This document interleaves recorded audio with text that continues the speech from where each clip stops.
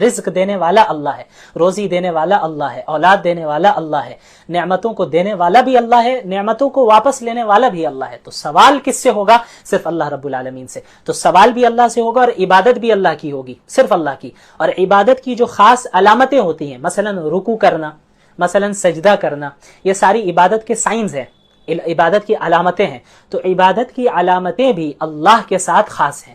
اگر کوئی آپ دیوار کے سامنے سجدہ کریں، یعنی دیوار کو سجدہ کرے، کسی درخت کو سجدہ کریں، درخت کے سامنے رکوع کریں، کسی انسان کے سامنے آپ رکوع کریں، سجدہ کریں، تو یہ بالکل جائز نہیں ہے، کیونکہ رکوع کرنا، سجدہ کرنا یہ ایک عبادت کی علامت ہے، اور عبادت کی تمام علامتیں اللہ کے ساتھ خاص ہیں۔ تو رکوع، سجدہ، نماز، روزہ، ذکر اور ساری چیزیں صرف اللہ کے لیے کی جائیں گی۔ وَإِيَّاكَ نَسْتَعِينُ، اور ہم مدد بھی آپ سے ہی مانگتے ہیں۔ سوال، مدد اللہ سے مانگی جائے گی۔ براہ راست اللہ سے مانگنا ہمیں سیکھنا ہوگا۔ چھوٹی چیزوں کو بھی اللہ سے مانگیے۔ آپ اللہ سے بات کیجئے، جس طرح آپ بات کرتے ہیں، اپنے آپ سے بھی بعض لوگ بات کرتے ہیں، تو اپنے آپ سے بات کرنے کے بجائے اللہ سے بات کیجئے۔ یہ آپ ذہن میں رکھیے، اللہ موجود ہے، اللہ دیکھ رہا ہے، اللہ مجھ سے قریب ہے۔ اللہ نے فرمایا وَإِذَا سَأَلَكَ عِبَادِي عَنِّي فَإِنِّي قَرِيب، دوسرے پارے کی آیت ہے، اس کی تشریح انشاءاللہ کل کروں گا، میں ایک نکتہ بتاؤں گا اللہ نے چاہا تو، کہ جب میرے بندے آپ سے میرے بارے میں پوچھیں تو آپ بتا دیں کہ ہم ان سے قریب ہیں۔ تو اللہ ہم سے کہہ رہے ہیں کہ ہم تم سے قریب ہیں، تو پھر ہمیں دور جانے کی ضرورت نہیں ہے نا۔ ہم جب اللہ قریب ہے تو اللہ سے بات کریں گے۔ سارے انسان دور ہیں، ساری مخلوقات دھوکہ دیتی ہیں، ساری مخلوقات ایسی ہیں جو آپ کا ساتھ چھوڑ دینے والی ہیں، لیکن اللہ کی ذات ایک ایسی واحد ذات ہے جو ہر وقت آپ کا ساتھ دینے والی ہے۔ اللہ کی ذات ایک ایسی ذات ہے جو آپ کو ایمان کی طرف بلا رہی ہے، جنت کی طرف بلا رہی ہے۔ دنیا اور دنیا داری تو دوزخ کی طرف بلاتی ہے۔ تو ہمیں اللہ کی طرف جانا ہے، اللہ سے مانگنا ہے۔ تو دعا بھی اللہ سے، سوال بھی اللہ سے۔ اس کے علاوہ صراط الذین انعمت علیہم، اس میں ان لوگوں کا ذکر ہے کہ جن کے ساتھ ہمیں شریک ہونا ہے، ہمیں کن لوگوں کو فالو کرنا ہے اور کنہیں فالو نہیں کرنا ہے، سورہ فاتحہ میں ہی بتا دیا گیا، خلاصہ بریفلی۔ تفصیل تو پورے قرآن میں موجود ہے۔ فالو کرنا ہے ہمیں صراط الذین انعمت علیہم، ان لوگوں کا راستہ فالو کرنا ہے جن پر اللہ نے انعام کیا۔ اب وہ کون سے لوگ ہیں؟ اسے دوسری جگہ اللہ نے فرمایا النبیین والصدیقین والشہداء والصالحین، کہ نبی ہیں، انبیاء کو فالو کرنا ہے، پروفٹس کو فالو کرنا ہے، جو معصوم ہوتے ہیں، گناہ ان سے ہو نہیں سکتے، وہ انبیاء علیہ الصلاۃ والسلام ہے، انہیں فالو کرنا ہے۔ والصدیقین، اور صدیقین کو فالو کرنا ہے، اور صحابہ کرام کو فالو کرنا ہے۔ والشہداء، اور جو شہید ہو گئے اللہ کے راستے میں ایمان اور اعمال صالحہ کے ساتھ، اللہ کے لیے لڑتے ہوئے شہید ہوئے، ان شہداء کو فالو کرنا ہے۔ والصالحین، اور نیک لوگوں کو فالو کرنا ہے، اچھے لوگوں کو فالو کرنا ہے، سلف صالحین کو فالو کرنا ہے، کہ ان حضرات وہ حضرات ہیں جو کتاب و سنت کے مطابق عمل کرتے ہیں۔ ہم انہی حضرات کے راستے کی طرف ہدایت کی دعا اللہ سے ہر نماز میں مانگتے ہیں، صراط الذین انعمت علیہم۔ اور کن لوگوں کے ساتھ نہیں ہونا ہے؟ غیر المغضوب علیہم ولا الضالین، ان لوگوں کا راستہ نہ دکھائیے یا اللہ، ہمیں ان لوگوں کو فالو نہیں کرنا ہے جو مغضوب ہے، مغضوب علیہم۔ مغضوب علیہم کا کیا مطلب ہوتا ہے؟ جن پر اللہ کا غضب نازل ہوا، جن پر اللہ کا غصہ نازل ہوا۔ یہ کون لوگ ہیں؟ مفسرین نے بتایا کہ یہود ہیں۔ تو یہود کیسے ہو گئے مغضوب علیہم؟ ان کے پاس علم موجود تھا، تورات کا علم تھا، تورات میں مذکور تھا کہ محمد رسول اللہ صلی اللہ علیہ وسلم آخری نبی آئیں گے، لیکن انہوں نے ریجیکٹ کر دیا، علم ہونے کے بعد بھی عمل نہیں کیا۔ تو جو لوگ علم ہونے کے باوجود اللہ کی نافرمانی کرتے ہیں، عمل نہیں کرتے، وہ مغضوب علیہم ہیں، ان پر اللہ کا غضب نازل ہوتا ہے۔ تو ہم سب پناہ چاہتے ہیں ایسے افراد میں ہم داخل نہ ہوں، اور ولا الضالین، اور نہ ہی ہم ضالین میں ہونا چاہتے ہیں۔ ضالین کون ہے؟ جو لوگ گمراہ ہیں، سیدھے راستے سے بھٹکے ہوئے، یہ وہ لوگ ہیں جن کے پاس علم ہی نہیں ہے، علم کے بغیر عمل کرتے ہیں۔ اور ظاہر ہے جب علم کے بغیر عمل کیا جائے گا تو پھر بدعات داخل ہو جائیں گی، خرافات داخل ہو جائیں گی، اور آپ ادھر ادھر بھٹکنے لگیں گے، سیدھے راستے سے ہٹ جائیں گے۔ تو یہ ضالین ہے جن میں نصارہ کو مفسرین نے ذکر کیا ہے۔ تو نہ ہمیں ایسا بننا ہے کہ علم ہونے کے باوجود ہم عمل نہ کریں، اور نہ ایسا کرنا ہے کہ ہم اندھی تقلید کریں، بلائنڈلی فالو کریں کسی کو بھی، علم نہیں ہے بس جو کر رہا ہے ہم بھی کرنے لگ جائیں، یہ بھی نہیں۔ ہمیں کتاب و سنت اور سلف صالحین کو تھامے رکھنا ہے۔ بہرحال سورۃ الفاتحہ یہ بہت اہم سورت ہے، اس کا خلاصہ مختصراً میں نے بتا دیا۔ اس کے بعد سورۃ الفاتحہ کے بعد جس سورت کی ابتدا ہوتی ہے اسے سورۃ البقرہ کہتے ہیں۔ اب بقرہ کا مطلب کیا ہوا؟ ہم نے سب سنا ہے سورۃ البقرہ، سورۃ البقرہ۔ بقرہ کا مطلب کیا ہوتا ہے؟ دیکھیں، بقرہ گائے کو کہتے ہیں، بقرہ گائے کو کہتے ہیں۔ تو اس سورت کو گائے کی سورت کیوں کہا جاتا ہے، گائے والی سورت کیوں کہا جاتا ہے؟ کیونکہ اس سورت میں بنی اسرائیل کا ایک خاص واقعہ ذکر کیا گیا ہے، جس واقعے کا گائے سے تعلق ہے، بقرہ سے تعلق ہے۔ تو اس مناسبت سے اس سورت کو سورۃ البقرہ کہا جاتا ہے۔ وہ واقعہ کیا ہے؟ اسی پارے میں ہے۔ وہ یہ ہے کہ حضرت موسیٰ علیہ الصلاۃ والسلام کے دور میں بنی اسرائیل میں ایک شخص کا قتل کر دیا جاتا ہے، یعنی ایک شخص کو قتل کر دیا جاتا ہے، اور کس نے قتل کیا، قاتل کون ہوتا ہے یہ معلوم نہیں چلتا ہے۔ تو بنی اسرائیل کے لوگ آتے ہیں اللہ کے نبی حضرت موسیٰ علیہ الصلاۃ والسلام کے پاس، اور آ کر عرض کرتے ہیں کہ اے موسیٰ علیہ السلام، ہمیں اس کے قاتل کا پتہ ہی نہیں چل رہا ہے کہ کس نے اسے قتل کر دیا ہے، آپ اللہ رب العالمین سے دعا کریں کہ ہمیں قاتل کا پتہ بتا دیں۔ تو حضرت موسیٰ علیہ الصلاۃ والسلام دعا کرتے ہیں، دعا کرنے کے بعد اللہ رب العالمین کی طرف سے حکم ہوتا ہے کہ ان سے کہو کہ ایک گائے کو ذبح کریں، اور پھر ذبح کرنے کے بعد اسی گائے کے ایک حصے سے اس مقتول کو، یعنی جو مر چکا ہے، جس کا قتل کیا گیا ہے، اس کے باڈی میں ٹچ کریں۔ تو اس سے ہوگا یہ کہ وہ انسان دوبارہ زندہ ہوگا اور یہ بتا دے گا کہ قاتل کون ہے، مجھے کس نے مارا، اور بتا کر پھر مر جائے گا۔ تو یہ ایک معجزہ تھا جسے حضرت موسیٰ علیہ الصلاۃ والسلام کے ذریعے صادر کروانا تھا اللہ رب العالمین کو۔ تو ایسا ہی ہوا، پھر پوری تفصیلات ہے، چونکہ یہ مجھے خلاصہ بیان کرنا ہے تو میں زیادہ ڈیٹیل میں نہیں جاؤں گا۔ بڑے آسانی سے ایسا نہیں ہوا انہوں نے ذبح کیا، جو بنی اسرائیل کی عادت ہے، وہ عادت کیا تھی میں ابھی بتاتا ہوں آپ کو۔ تو ہوا یہ کہ ذبح کیا ان لوگوں نے آخر میں، اور پھر اس گائے کے ایک حصے سے اس مقتول کو ٹچ کیا اور وہ مقتول زندہ ہوا اور قاتل کا پتہ بتا دیا۔ تو یہ کرانے کا ایک یہ جو معجزہ تھا، اس کا ایک خاص مقصد بھی تھا اللہ رب العالمین کا۔ ایک مقصد تو بہت بڑا یہ تھا کہ بہت سے لوگ بنی اسرائیل میں ایسے تھے جو بعث بعد الموت کے قائل نہیں تھے، یعنی موت کے بعد ہم دوبارہ زندہ ہوں گے آخرت کے لیے، اس کا عقیدہ نہیں تھا ان کے یہاں۔ تو اللہ رب العالمین نے اس معجزے کے ذریعے انہیں دکھایا کہ دیکھو، جس طرح اس گائے کو تم نے ذبح کر دیا تھا، یہ گائے مر چکی تھی، لیکن اس کے بعد اللہ نے اسے دوبارہ زندہ کیا، تو اسی طرح تم کو بھی زندہ کر دینا یہ کوئی بڑی بات نہیں ہے اللہ رب العالمین کے لیے۔ اللہ بڑی آسانی سے ایسا کر سکتا ہے۔ اس کے علاوہ بنی اسرائیل چونکہ بہت ایسی قوم تھی جو اللہ کی نعمتوں کی ناشکری کیا کرتی تھی، ہر جگہ اللہ رب العالمین، اور اس پارے میں تقریباً پہلے پارے میں بنی اسرائیل کا ہی ذکر ہے۔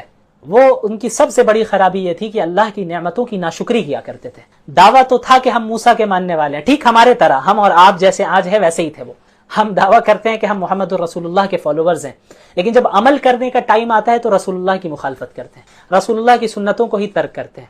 ہم جیسا کرتے ہیں ویسے ہی وہ کرتے تھے۔ وہ مانتے تھے، حضرت موسیٰ کو سامنے کہتے تھے ٹھیک ہے آپ کے ساتھ ہم چل رہے ہیں، فرعون کے پاس سے بچ کر بھاگ رہے ہیں یہ لوگ حضرت موسیٰ علیہ الصلاۃ والسلام کے پاس کے ساتھ، آگے سمندر ہے، پیچھے اس کا لشکر موجود ہے فرعون کا۔ تو اب حضرت موسیٰ کو کہہ رہے بھائی کیا ہوا، خواہ آپ ہم کو لے کر آ گئے، اچھا تھا ہم غلامی ہی کر رہے تھے، وہی صحیح تھا، اب آگے سمندر ہے ہم کیسے جائیں گے۔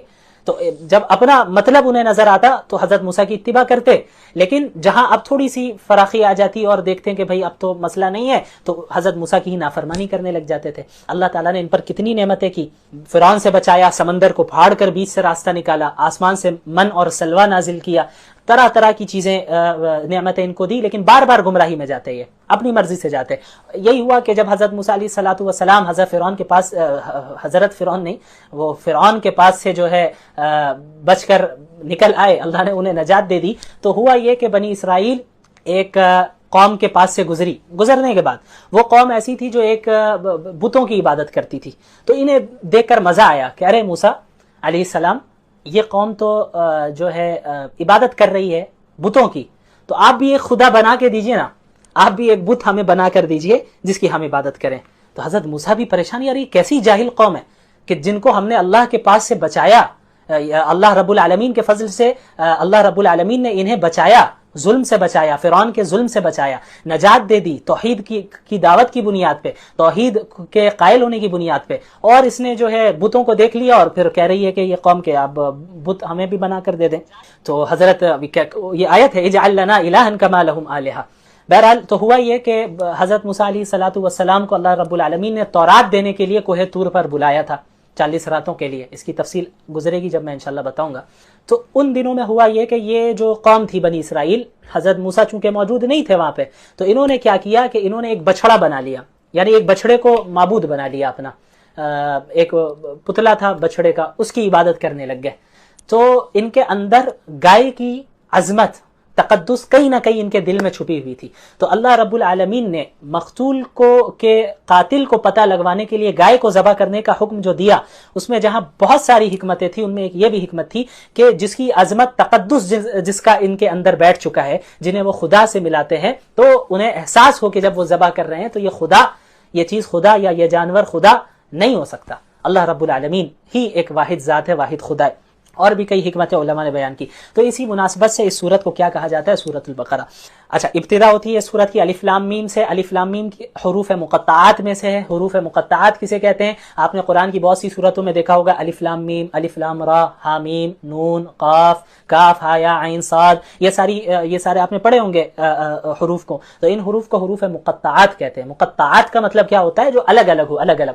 तो अलिफ लाम मीम ये अलग अलग हर्फ हैं काफ हा या आइन साद अलग अलग हर्फ हैं, इस वजह से इन्हें हुरूफ मुक़त्तआत कहते हैं। अच्छा, इसकी मीनिंग क्या है? ये इसका जो सही इल्म है वो सिर्फ अल्लाह रब्बुल आलमीन के पास है, सिर्फ अल्लाह रब्बुल आलमीन के पास है। लेकिन इसको अल्लाह ने जिक्र किया क्यों? इसके पीछे बहुत सी हिकमतें उलमाए किराम ने बयान की है, जिनमें से एक बहुत बड़ी हिकमत ये भी है, मीनिंग नहीं, हिकमत, मीनिंग तो अल्लाह को मालूम है, हिकमत एक बहुत बड़ी ये भी है कि चूंकि कुरान ने चैलेंज दिया कुफ्फार को कि अगर आप अल्लाह के नबी को सच्चा नबी नहीं मान रहे और आप इस कलाम को कलामुल्लाह नहीं मान रहे, तो आप इस जैसी किताब ला कर दिखाइए। जब आप इस किताब का इनकार कर रहे हैं और कह रहे हैं कि ये मोहम्मद का अपना कलाम है, अलियाज़ु बिल्लाह, मोहम्मद और रसूलुल्लाह सल्लल्लाहु अलैहि वसल्लम का अपना कलाम है, आपका ये दावा है, तो आप इस जैसा कलाम ला कर दिखाइए, एक सूरत इस जैसा ला कर दिखाइए आप।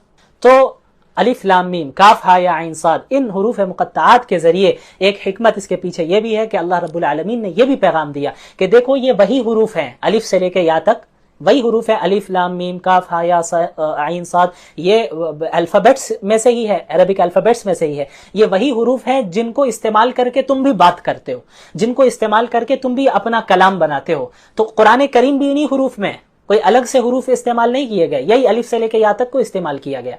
इन्हीं हुरूफ का इस्तेमाल करने के बावजूद कुरान करीम फसाहत और बलागत में और अपने कलाम के एतबार से, अपने मानी के एतबार से इतने बुलंद मकाम पर है कि इस जैसा कलाम कोई पेश नहीं कर सकता। तो तुम भी तो इन्हीं हुरूफ को इस्तेमाल करते हो ना। अगर तुम कहते हो कि ये कुरान अल्लाह का कलाम नहीं है, तो इस जैसी सूरत इस्तेमाल करके बना कर लाओ इन्हीं हुरूफ को इस्तेमाल करके। तो ये भी एक बहुत बड़ी हिकमत है इन हुरूफ मुक़त्तआत की। बहरहाल सूरतुल बकरा की इब्तिदा होती है तो शुरू में इंसानों की 3 किस्में बयान की गई। पहली किस्म इंसानों की है मोमिनीन की, 3 ग्रोह है, 3 ग्रुप्स है, उनका जिक्र है। पहला ग्रोह है मोमिनीन का, पहला ग्रोह है मोमिनीन का, और दूसरा ग्रोह है काफिरीन का, और तीसरा ग्रोह है मुनाफिकीन का। तो पहले मोमिनीन का जिक्र होता है, फिर कुफ्फार का जिक्र होता है, फिर मुनाफिकीन का। मोमिनीन की खास सिफात को गिनाया अल्लाह ने, अल्लज़ीना युमिनूना बिल गैब, मोमिनीन वो हैं, मुत्तकीन वो हैं जो गैब पर ईमान लाते हैं। गैब पर ईमान लाने का क्या मतलब? गैब किसे कहते हैं? गैब हर उस चीज़ को कहते हैं जो आप अपने सेंस ऑर्गन्स के जरिए और अपनी अक्ल, महज अक्ल के जरिए उस चीज़ का नॉलेज हासिल नहीं कर सकते। मसलन आखरत, मसलन जन्नत, मसलन जहन्नम, ये सारी ऐसी चीज़ें हैं, या ज़िंदगी के बाद, मौत के बाद दोबारा ज़िंदगी, ये सारी ऐसी चीज़ें हैं जो गैब हैं, गैब की चीज़ है, जिन्हें हम अपने सेंस ऑर्गन्स के जरिए तो नहीं छू सकते, देख सकते कि भाई यहाँ जन्नत दिख रही हो मुझे। तो अल्लाह रब्बुल आलमीन ने मोहम्मद रसूलुल्लाह सल्लल्लाहु अलैहि वसल्लम के जरिए इंसानियत को गैब की चीज़ों के मुताल्लिक जो भी खबरें दी हैं उन पर ईमान लाना, बगैर देखे ईमान लाना, ये ईमान की शर्त है। मोमिनीन वो है कि अल्लाह के नबी ने कहा है बस हम ईमान लाते हैं, रसूलुल्लाह की सही कौल, सही हदीस मौजूद है, आपने गैब के मुतालिक ये खबर दी है, तो अब मेरी अक्ल बज़ाहिर मुझे लग रहा हो कि मेरी अक्ल को समझ में नहीं आ रहा है, ये बात समझ में नहीं आ रहा है, ये बात समझ में आ नहीं रही है अक्ल को, मेरी अक्ल को। तो हमें ये नहीं करना है कि भाई अल्लाह के नबी सल्लल्लाहु अलैहि वसल्लम ने कहा है तो पता नहीं सही भी कहा है नहीं भी कहा है, तो ये ईमान ही कैसा? यानी ईमान तो ये था कि आपने मोहम्मद रसूलुल्लाह सल्लल्लाहु अलैहि वसल्लम को सच्चा नबी तस्लीम किया। तो रसूलुल्लाह सल्लल्लाहु अलैहि वसल्लम को जब सच्चा नबी आपने तस्लीम कर लिया है तो हर चीज़ पर ईमान लाना है। उसके अलावा नमाज कायम करते हैं, नमाज कायम करते हैं, नमाज अदा करने नहीं कहा बल्कि कहा नमाज कायम करते हैं वो मुमिनीन। कायम करने का मतलब क्या होता है कि नमाज को तमाम आदाब, फ़राइद, वाजिबात, सुनन, मुस्तहब्बात, खुशू खुजू, तमाम चीज़ों का लिहाज रख कर जब नमाज अदा की जाए तो इसको इकामतुस सलाह कहते हैं। तो ये मुमिनीन वो हैं जो नमाज को कायम करते हैं।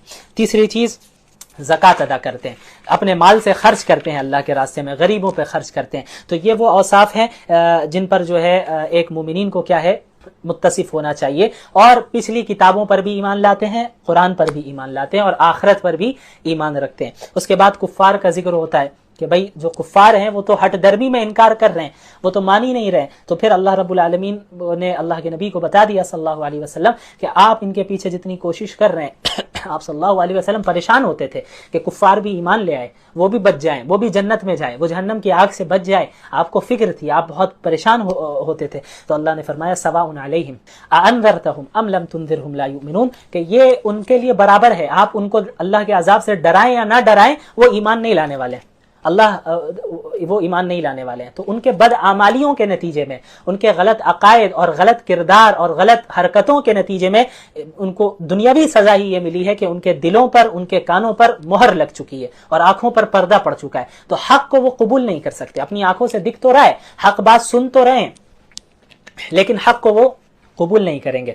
تو یہ کفار کا ہے. تو ان کے لیے اللہ نے عذاب کا وعدہ کیا ہے. اس کے بعد پھر منافقین کا ذکر ہوتا ہے اور کثرت سے ان کے برے اوصاف کو، ان کی صفات کو بیان کیا جاتا ہے.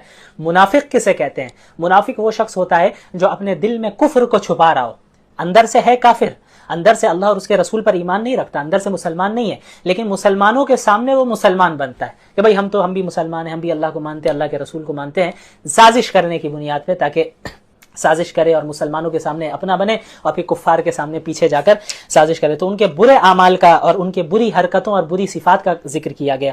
دھوکہ دیتے ہیں، جھوٹ بولتے ہیں، زمین میں فساد پھیلاتے ہیں، قلبی دلی بیماریوں میں مبتلا ہے، حسد، کینہ، تکبر، اللہ کے احکامات اور دین کا مذاق اڑاتے ہیں.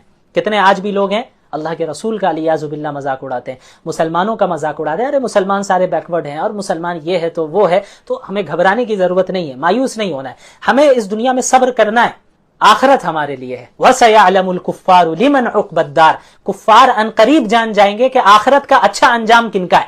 دنیا میں تو مذاق اڑاتے آئے مسلمانوں کا، لیکن اب جب موت آئے گی تو سمجھ میں آ جائے گا کہ مومنین حق پر تھے اور ان کو اچھا انجام ان کا ہونے والا ہے یا ان کفار کا ہونے والا ہے. بہرحال مذاق اڑایا کرتے ہیں، تمسخر کرتے ہیں اور اللہ کے احکامات کو بھی اس کی تردید کرتے ہیں. اس کے بعد اس صورت میں، اس پارے میں حضرت آدم علیہ السلام کی تخلیق کا ذکر ہے. اب مختصر سا میں ذکر کروں گا انشاءاللہ، اب اس کو ختم کرنا ہے. حضرت آدم کی تخلیق کا بھی ذکر ہے کہ حضرت آدم کو اللہ رب العالمین نے بنایا اس زمین میں خلافت کے لیے، اپنا خلیفہ بنایا. وَإِذْ قَالَ رَبُّكَ لِلْمَلَائِكَةِ إِنِّي جَاعِلٌ فِي الْأَرْضِ خلیفہ. خلیفہ کا کام کیا ہے کہ اس دنیا میں اللہ رب العالمین کے احکامات کو وہ نافذ کرے، اللہ رب العالمین کے احکامات کے مطابق لوگوں کو بتائے کہ اللہ کے احکامات کیا ہیں، ان پر عمل کریں اور اسے زمین میں نافذ کرے. تو حضرت آدم کو اللہ تعالیٰ نے پیدا کیا. اور جو مشہور واقعہ ہے، سب جانتے ہیں کہ حضرت آدم اور حوا علیہ السلام کو کس طرح جنت میں روکا گیا اور پھر شیطان نے کس طرح انہیں لغزش دی، پھر وہاں جنت سے نکالا گیا اور پھر اس دنیا میں بھیجا گیا. تو یہ جو ہے آپ حضرات اس واقعے سے اچھی طرح واقف ہی ہوں گے، بہت مشہور واقعہ ہے، اس لیے میں بہت زیادہ ڈیٹیل میں اس میں نہیں جاؤں گا. تو اس کے بعد پھر اس بارے میں بنی اسرائیل کا کثرت سے ذکر ہے، ان کی جو برائیاں ہیں وہ بیان کی جا رہی ہیں کہ اللہ نے کتنی نعمتیں تمہیں دی ہیں. اچھا، بنی اسرائیل ہے کون؟ بنی اسرائیل حضرت یعقوب کی اولاد سے ہیں. دیکھیں حضرت اسماعیل حضرت ابراہیم کے بیٹے تھے، حضرت اسماعیل بھی حضرت ابراہیم کے بیٹے تھے، حضرت اسحاق بھی حضرت ابراہیم کے بیٹے تھے. تو ایک نسل چلتی ہے حضرت اسماعیل سے، حضرت ابراہیم کی ایک نسل حضرت اسماعیل سے چلتی ہے اور حضرت ابراہیم کی دوسری نسل حضرت اسحاق سے چلتی ہے. ٹھیک ہے، تو حضرت اسحاق کے بعد جو ان کے بیٹے ہیں حضرت یعقوب ہے، ان کی کنیت تھی اسرائیل، یعنی اللہ کا بندہ اسرائیل. تو حضرت اسحاق کی جانب سے جو نسل چلی ہے حضرت یعقوب، پھر اولاد یعقوب، تو اس نسل میں جتنے لوگ آئے انہیں بنی اسرائیل کہا جاتا ہے. تو اسی میں تمام انبیاء آتے رہے کثرت کے ساتھ. اچھا، حضرت ابراہیم کے بعد جو حضرت اسماعیل ہیں، ان کی جو نسل چلی تو حضرت اسماعیل کے بعد اور کوئی نبی نہیں آئے، آخر میں ڈائریکٹ محمد الرسول اللہ صلی اللہ علیہ وسلم آئے. تو محمد الرسول اللہ صلی اللہ علیہ وسلم حضرت اسماعیل کی نسل سے تھے. تو یہ حضرت اسحاق کی جو نسل چلی، حضرت اسحاق، پھر یعقوب اور پھر نیچے جو نسل چلی، انہیں بنی اسرائیل کہتے ہیں. تو ان میں کثرت سے اللہ تعالیٰ نے انبیاء کو بھیجا ہے. تو ان پر اتنی نعمتیں کی، اس کے باوجود اللہ کی نافرمانی کرتے. کئی انبیاء کو بنی اسرائیل نے قتل کیا اور دعویٰ ہوتا تھا کہ بھائی ہم تو انبیاء کی اولاد میں سے ہیں، ہم تو بنی اسرائیل ہیں، ہم تو حضرت ابراہیم اور یعقوب اور اسحاق کی اولاد میں سے، ہم میں انبیاء پیدا ہوتے ہیں، تو ہم تو اللہ کے محبوب ہیں. تو اللہ تعالیٰ نے انہیں جو ہے ٹھیک کیا کہ بھئی اللہ کا وہی ہوگا جو عمل درست کرے گا. محض کسی خاندان میں، نبی کے خاندان میں ہو جانا یہ کافی نہیں ہے نجات کے لیے. نجات تو اسی وقت ملے گی جب عقائد بھی درست ہوں گے، اعمال صالحہ بھی درست ہوں گے، انبیاء کی اتباع بھی کرو گے. تو بنی اسرائیل نے کثرت سے جو ہے خلاف ورزی کی اور نافرمانی کی. بار بار ان کی تلقین کی جا رہی ہے کہ ان کو تلقین کی جا رہی ہے کہ سیدھے راستے پہ آؤ. حضرت موسیٰ پریشان ہو جایا کرتے تھے. چند تو ہوتے تھے افراد ایسے جو بالکل اطاعت کرتے تھے، لیکن ایک بڑی تعداد ایسی ہوتی تھی جو وقتی طور پر اطاعت کرتی اور پھر نافرمانی کرنے لگ جاتی، جو ہم اور آپ جیسا کہ آج کر رہے ہیں. تو ان کو بھی بہت اللہ رب العالمین نے ان کے متعلق بہت سی باتیں سنائی ہیں. اس کے بعد ایک بہت ہی اہم بات، چونکہ ان کا ایک بہت بڑا جرم یہ بھی تھا کہ یہ تحریف کرتے تھے. تحریف کسے کہتے ہیں؟ کہ تبدیل کر دینا. اللہ کی کتاب میں، تورات میں انہوں نے تبدیلی کی. اللہ نے آیت نازل کی ہے کچھ اور یہ بیان کر رہے ہیں کچھ کہ بھئی یہاں تورات میں یہ لکھا ہے، حالانکہ ایسا نہیں لکھا. تو قرآن کو بھی بعض لوگوں نے بدلنے کی کوشش کی، تو تحریف کرنے کی کوشش کی، لیکن قرآن الحمدللہ چونکہ اللہ نے اس کی حفاظت کا وعدہ لے رکھا ہے آج تک محفوظ ہے. پچھلی کتابوں کی حفاظت کا وعدہ اللہ نے نہیں لے رکھا تھا، تو اس میں تحریف ہو گئی، تبدیلی ہو گئی. تو تحریف کی بھی دو شکلیں ہوتی تھی. ایک یہ کہ آیت تو ایک ہی ہے، تورات میں ایک آیت نازل ہوئی، اس کی آیت وہی ہے، الفاظ میں کوئی چینجنگ نہیں کی، لیکن جس مطلب میں نازل ہوئی اس کے علاوہ اپنے طرف سے مطلب بناتے، نہیں اس کا یہ نہیں، اس کا یہ مطلب ہے. تو یہ بھی تحریف ہے. اور دوسری چیز یہ ہے کہ وہ الفاظ کو بھی بدل دیا کرتے تھے. تو آج جو ہمارے پاس تورات موجود ہے، انجیل موجود ہے، بائبل موجود ہے، تو وہ اپنی اصل صورت میں نہیں ہے، اس میں تبدیلیاں آ چکی ہیں. تو یہ تحریف بھی بہت بڑا جرم تھا. تو یہ بھی وہ کیا کرتے تھے. اس کے بعد پھر وہی اس کا ذکر ہے بقرہ کا، جو میں نے پہلے ہی بتا دیا. اس کے بعد ہاروت اور ماروت کا ذکر ہے. ہاروت اور ماروت دو اچھا، یہودیوں میں ایک بہت بڑا جرم سحر کا بھی تھا. سحر کیا کرتے تھے یہ، اور آج بھی بہت زیادہ ہے ان میں کہ سحر کرتے اور سحر کے ذریعے میاں بیوی کے درمیان تفریق پیدا کرتے، سحر کر کے لوگوں کو تکلیف پہنچاتے. تو سحر کرنا کفر ہے، اتنا بڑا جرم ہے، اس کے باوجود یہود کیا کرتے تھے. تو اللہ رب العالمین نے جو آیت نازل کی وما انزل علی الملکین ببابل ہاروت و ماروت، تو اللہ رب العالمین نے ہاروت اور ماروت نامی دو فرشتوں کو ان کے یہاں بھیجا، ان کے پاس اتارا اور سحر کا علم سکھا کر بھیجا. ان کا کام یہ تھا کہ ان کے پاس جاتے اور انہیں بتا دیتے کہ بھائی سحر کا یہ بھی عمل ہے، ایسا بھی سحر ہوتا ہے، ویسے بھی سحر ہوتا ہے، یہ تمام چیزیں کفر ہیں، ان سے بچے رہنا ورنہ تم اس دین سے پھر جاؤ گے. ان چیزوں میں کوئی اختیار نہ کرنا، سحر نہ کرنا اور نہ کروانا. لیکن اس کے باوجود ان لوگوں نے وہ کیا کرتے تھے، ہاروت ماروت کے پاس جاتے ہیں اور سیکھ لیتے ہیں کہ بھئی یہاں آپ کو کیا معلوم ہے، بتائیے کون کون سی چیزیں ہیں، کس طرح سحر کیا جاتا ہے، کون کون سا عمل ہے. تو وہ بتانے سے پہلے بھی بول دیتے تھے کہ دیکھو یہ کفر ہے کرنا، میں تمہیں سمجھا دے رہا ہوں کہ یہ بھی طریقہ ہے کہ ان تمام طریقوں سے تم بچے رہو، اس لیے سمجھایا جا رہا ہے. لیکن وہ لوگ جاتے ان کے سامنے کہ ہاں آپ سمجھائیے، اور سمجھانے کے بعد سیکھ لیتے نئے نئے طریقے اور پھر سحر کرتے دوسروں کے اوپر. لیکن اللہ نے فرمایا وما هم بضارین به من احد الا باذن اللہ، یہ جان لو کہ وہ سحر کرنے والے کسی کو بھی اللہ کے حکم کے بغیر نقصان نہیں پہنچا سکتے. تو بہت سے لوگ پریشان ہوتے ہیں، سحر ہو رہا ہے. ایک تو وہم بھی بہت زیادہ ہے لوگوں میں، ہر چھوٹی موٹی چیز میں سحر ہی کسی کو ہو جاتا ہے، سحر ہے، جادو ہے، نظر لگ گئی ہے تو یہ ہو گیا ہے. تو سب سے پہلی چیز اللہ پر توکل، کہ اللہ کے حکم کے بغیر کوئی چیز آپ کو نقصان نہیں پہنچا سکتی. اللہ رب العالمین اگر آپ کے ساتھ ہے تو تمام انسانیت مل کر بھی آپ کو نقصان نہیں پہنچا سکتی. اللہ آپ کے ساتھ نہیں ہے تو تمام انسانیت مل کر بھی آپ کو فائدہ نہیں پہنچا سکتی. تو اللہ رب العالمین سے استعانت. دوسری چیز سورۃ البقرہ جس کے متعلق ابھی ہم لوگ بات کر رہے ہیں، اور خصوصاً آج صرف پہلے پارے کا خلاصہ ہوگا.